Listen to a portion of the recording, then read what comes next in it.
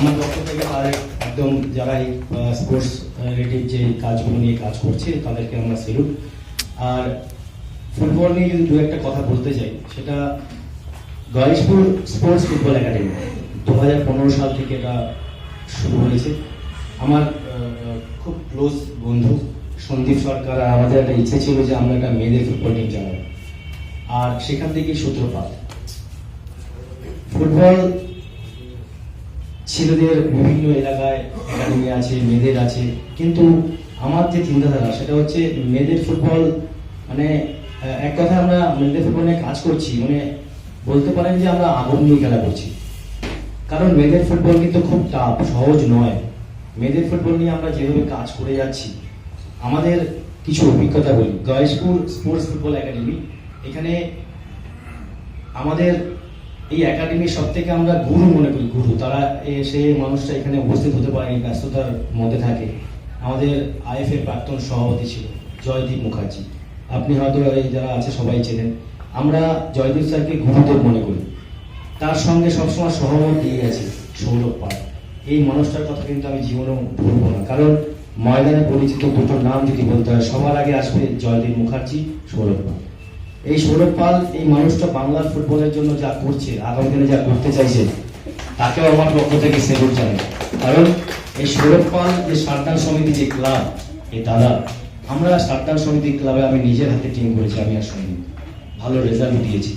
শুধু এটা নয়, মাননীয় ক্রীড়ামন্ত্রীর যে টিম সুরুচি সংঘ, সেই টিমটাও কিন্তু আমরা গয়েশপুর স্পোর্টস ফুটবল একাডেমির হাত ধরে, মেয়েদের ফুটবল যখন হয় ফার্স্ট ক্লাবের টিম হয় আমাদের হাত ধরে। আজকে IWF খেলছে টিম।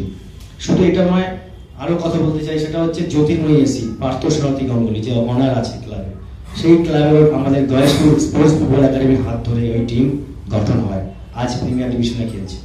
এখন আমরা 2 বছর ধরে একটা ক্লাবের সঙ্গে যুক্ত আছি, খুব কাছের মানুষ আমাদের, তার নাম বলতে হবে, কারণ দাদা না থাকলে এই যে সময়টা যাচ্ছে, দাদা আমাদের পাশে সবসময় আছে, বাবন ব্যানার্জি। 2 বছর, গত বছর আমরা কালীঘাট স্পোর্টস লাভার্স অ্যাসোসিয়েশন হয়ে কলকাতা লিগ প্রিমিয়ার ডিভিশন খেলেছি, এই বছরও খেলব।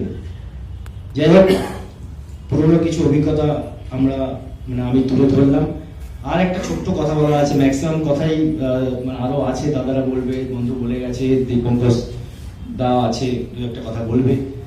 আর একটা কথা বলার আছে, সেটা হচ্ছে আমরা স্কাইজি FC Gayeshpur sports football academy, আমরা দুজনে মানে যে মনোযোগটা আছে, আমরা দুজনের ইচ্ছে যে আমরা মেয়েদের ফুটবলটাকে এগিয়ে নিয়ে যাব। আমরা কিন্তু অনেক কথা বলার পরে একটা জায়গায় এসেছি, আমরাও খুব খুশি যে মেয়েদের ফুটবলের জন্য আমরা সাপোর্ট পাচ্ছি। আগামী দিনে আমরা খুব ভালো কাজ করব আশা রাখছি। আর বেশি সময় নেব না। লাস্ট আর একবার মানে কথা বলতে চাই, সেটা হচ্ছে স্পোর্টস পার্সন যারা মিডিয়া, আমি সবসময় মিডিয়া খুব পছন্দদায়ক, কারণ মিডিয়া না থাকলে ফুটবল খেলাধুলার বিষয়টা এগিয়ে নিয়ে যেতে পারতো না। তাদেরকে সেলুট জানিয়ে আমার এই বক্তব্য শেষ করছি।